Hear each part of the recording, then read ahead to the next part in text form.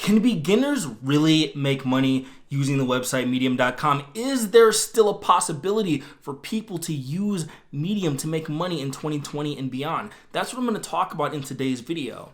I'm going to take some of the commonly asked questions from people who are new to Medium, people who might be intermediate bloggers on Medium, or anybody who is kind of curious about this website, medium.com, and whether or not it really has the potential to help you make a living writing. I'm going to talk about 5 specific questions that I see coming up over and over and over again. I'm going to give you my answers, and then we're going to talk about some ways to be successful on Medium. But before we get to that, go ahead and hit the like button for the video. Make sure you hit the subscribe button and the notification bell so that you can get brand new videos when they come out.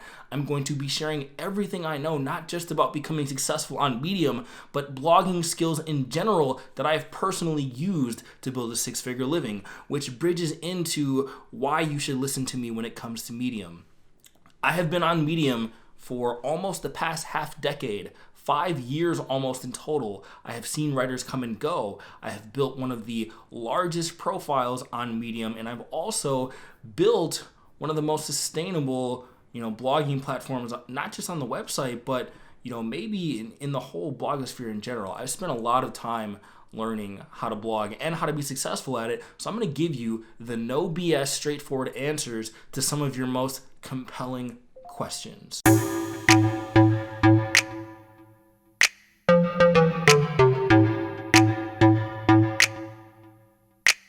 The first question I get asked a lot is Medium too saturated?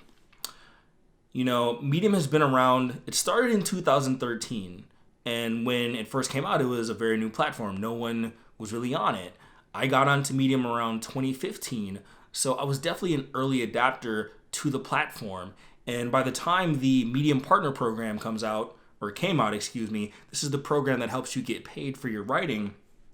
I had already been on Medium for about 2 years. I had a bunch of articles ready to go to add to the Medium Partner Program, and I also had 10,000 followers when the Medium Partner Program kicked in. And in that time frame, I've been able to build a 6-figure living on Medium, grow my platform from 10,000 to over 60,000 followers to date, and I've become very successful. But some people tell me, and they ask me, they say, Io, you early adopted to this platform. You got on this platform when it was a lot less competitive. There are a ton of writers on the platform. Is Medium too saturated? Can I still be successful on the platform? And the answer is yes. And I'm never the type to BS you. I'm going to be 100% transparent with you and let you know that it's definitely going to be more difficult for you to start from absolute scratch than it was when I first came on. That's just the nature of platforms. If you come onto a platform when it's already super popular, of course, it's going to be harder. It's just like when you buy a stock once everyone's already bought it. It's a lot harder to get gains, but that doesn't mean you can't continue to get gains. And if you think of a stock market, a lot of people, they kind of get in late, and then the stock goes up, and then people are, the stock price is too high now, so I'm not going to get in now. And then the stock continues to go up. Look at Amazon. Amazon is extremely successful as a company, but even just 5 years ago, the stock was still very high priced, but it still hadn't reached its full potential. And that's the way I feel about Medium.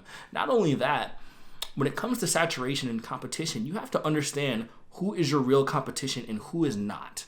So when it comes to competition on Medium, here are some people who do not fit into my definition of competition. People who post infrequently, meaning people who post, less than once or twice a week. People who get onto Medium and quit early, who quit within the first 6 months. Those people are not my competition. Also, people who pretend to practice their writing, but they don't ever actually get better. They kind of write these navel-gazing stories and talk about whatever they want, tell these random personal journal-like narratives. They don't do any research into how to actually reach an audience. So those people are also not my competition at all. So when you take those 3 categories, you basically make up 99% of the people who are active on Medium. This isn't just the way of Medium. This is the way of the world. Most people are pretenders. They don't want to do the work. And I've seen many examples of people who have come onto Medium in their later stages and have been successful.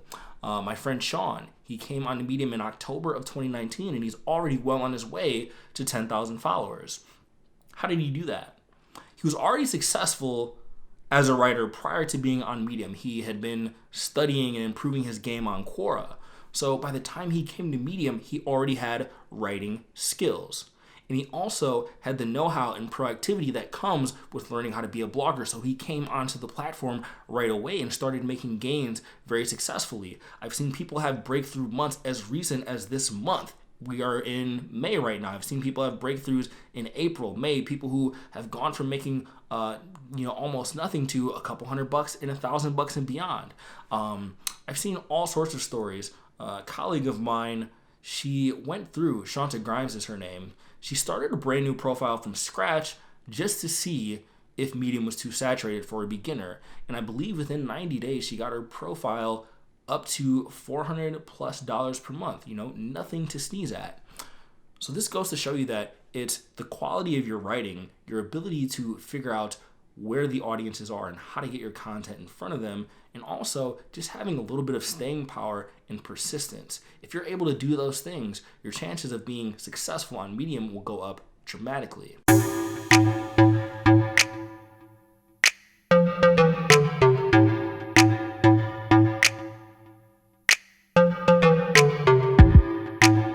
The next question I get asked is, what are some of the promotional strategies that I use to do well when it comes to getting my articles looked at and viewed on Medium?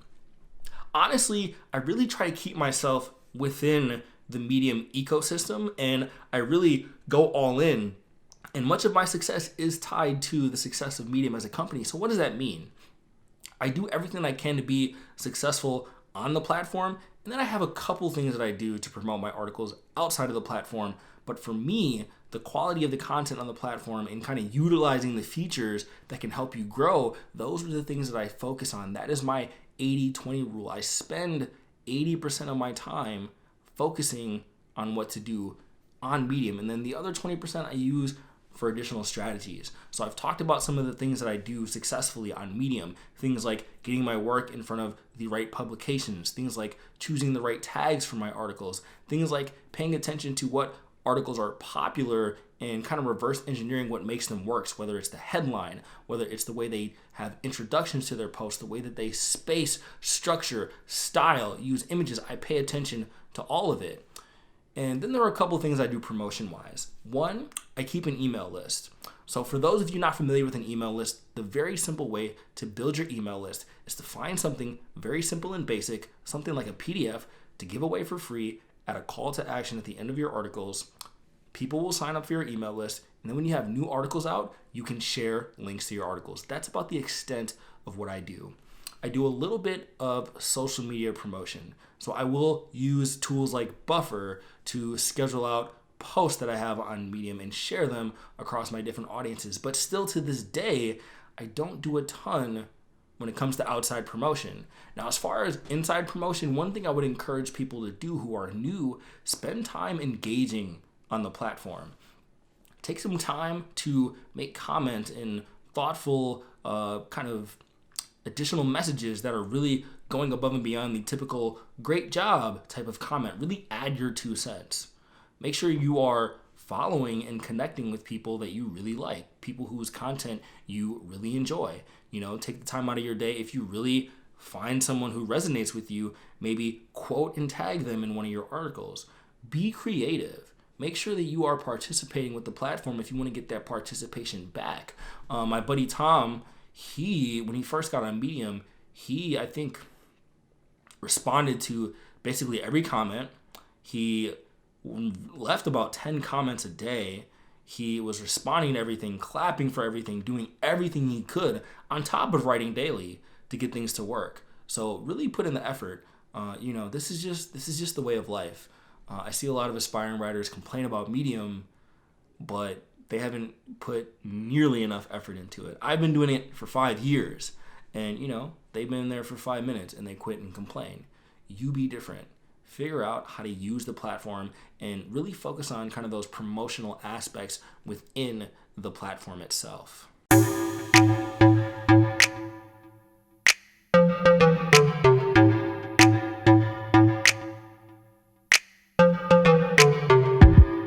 Is success on Medium the result of the niche you choose, how much you write, or both? Definitely both. Look, here's my stance when it comes to what niche, whatever you want to choose on Medium.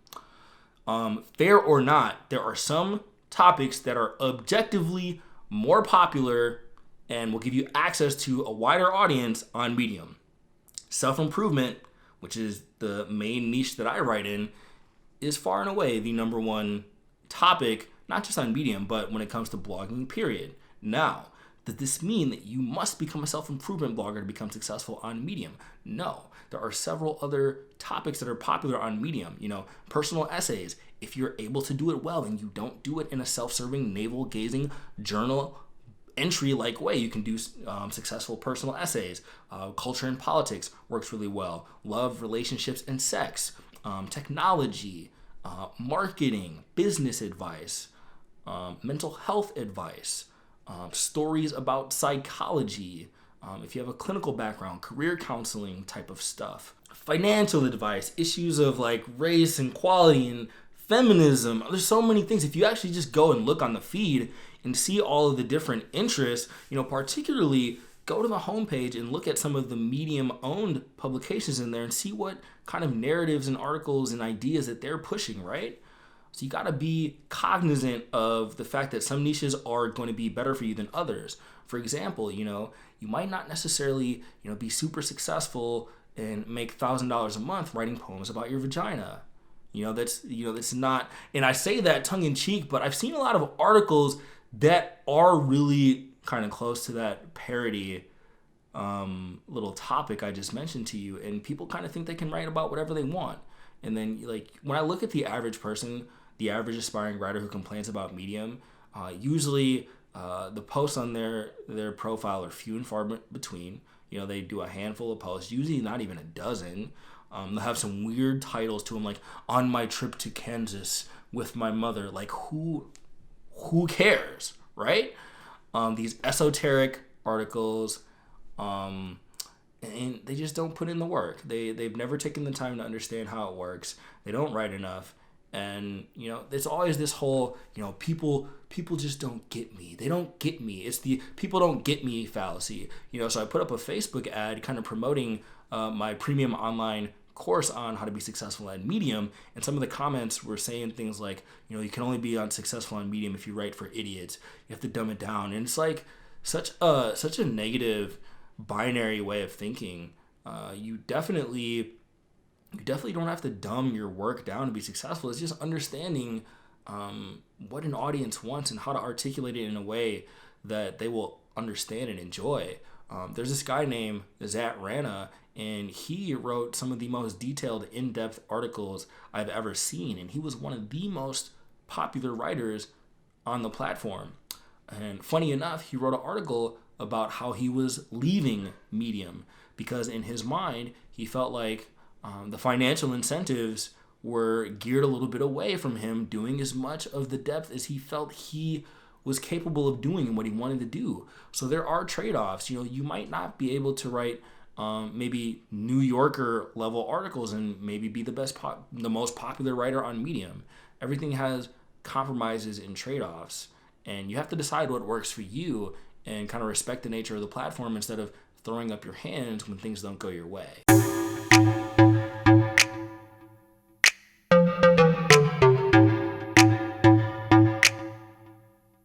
How do you keep coming up with so many fresh ideas? I get asked this a lot. I'm a pretty prolific writer. I write almost every day. I publish almost every day. And, some people have called me almost like a blogging writing machine. So it's like, how do I do it? I have a couple simple strategies that I use. One, I read a lot. Like I'm really a nerd. I love reading books. I love reading articles, watching videos. I'm always soaking up as much information about a wide array of subjects as possible. Number two, I write down 10 ideas for articles every single day. I practice writing headlines. I've been writing headlines 10 times a day daily, basically, for the past 5 years. So that's 15,000 headlines, 15,000 plus. And, only a small fraction of those ever see the light of day. People just want ideas to just pop up out of thin air. It's like, no, you have to consciously work on coming up with good ideas. And when it comes to like worrying about repeating yourself or worrying that your ideas aren't going to always be fresh, it's, they don't have to always be fresh. So in my case, like when I'm writing articles, especially when self-improvement articles, I'm kind of improving and updating my philosophy over time. So I may write about the same subject over and over again, but I'm a better writer each time I sit down to write about that same subject. I've had new life experiences when I sit down to write about that same subject. Again, my perspective might have changed in tiny little angles and degrees that I can add. So I'm actually refining and trying to get the core of the idea right instead of bouncing back and forth between a ton of different ideas. So that's one kind of mental shift that I've seen work really well for writers who were feeling stuck and feeling like they had to be under this pressure to come up with such new and novel techniques and ideas every single time they sit down to write.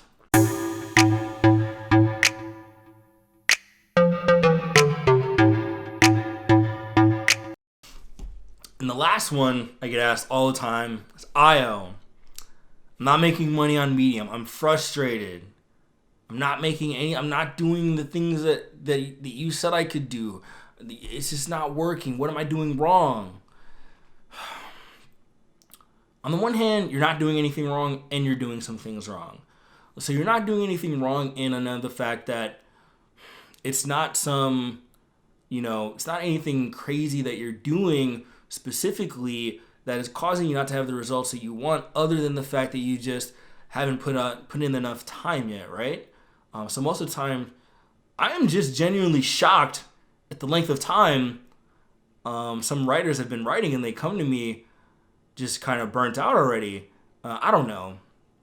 Maybe I'm too far removed because I've been doing this for so long, and I try to remember what it feels like when I was a beginner. So I try to honor that. But it's like, man, I've been at this for 5 years. I tell people the story all the time. I was on the partner program for 19 months in a row, publishing almost daily until I reached a point where I was able to quit my job. And then I was writing on Medium for 2 years before that. 5 years of writing total, practicing, iterating, figuring out what works, figuring out how to be better, right? So when I tell you that I have skills that can teach you how to make a living writing, I firmly believe that, but I might not help you make a living writing this very second, the minute, or even a month or two after you get the advice. It's going to take you some time. And again, the number one thing that keeps people back is they don't iterate. It's this idea that writing about whatever you want is practicing, not following frameworks is practicing, ignoring what works and what doesn't is practicing. And it's like, no. Again, you don't necessarily have to put yourself into such a narrow box and have to follow, all the perfect blogging rules and keeping your sentences short, paragraphs short, perfect headlines. You don't have to do all of that, but you got to get away from this build it and they will come mentality. People think they can write about whatever topic they want. They can be however esoteric they want. They can put no energy into headlines. Like with headlines, even if you're not going to write a quote unquote clickbait headline, still you want to make your headlines persuasive. There's a gap between clickbait headlines and crappy headlines, and most people are just way over here. They don't even try to get close. So it's like, practice these things and take your time. It's not going to happen overnight. Medium is the most straightforward opportunity ever in the history of blogging to make a living blogging, but still it is going to take you time. Write an article every day for 90 days. See how that goes. Get to 6 months, get to a year, get to 24 months. Then you look up and you can be like me. You can be like other writers who are very successful on the platform. This takes time. Do the work and good results will happen if you stick with it long enough. Speaking of, I have a couple resources for you that can help you become successful on Medium. Number one, if you look in the link, the description below, there's my premium online course that teaches you everything I know about how to make money on Medium, how to become a better blogger, how to build an audience, figure out what people want to read, and find the intersection between what you want to write, give it to them, and get paid. Check that out. If you're still on the fence and you want to learn a little bit more before diving into something like that, I also have a link below to a free 5-day email course that's going to walk you through many of the steps that I teach in my premium course, and it's going to give you a window into some of the benefits of working with me and things that you can learn. So go ahead and do both of those things. Lastly, make sure that you have subscribed to the channel and hit that notification bell so you can get brand new videos when they come out. I'm going to be covering blogging from start to finish until my last breath, most likely. So get on the train now. Make sure you like the video. Make sure that you leave your 2 cents. Leave a comment. Let me know your thoughts so I can come up with additional video ideas to help you be successful. Watch other videos on the channel. Do what you need to do to be successful, and I will see you on the next video.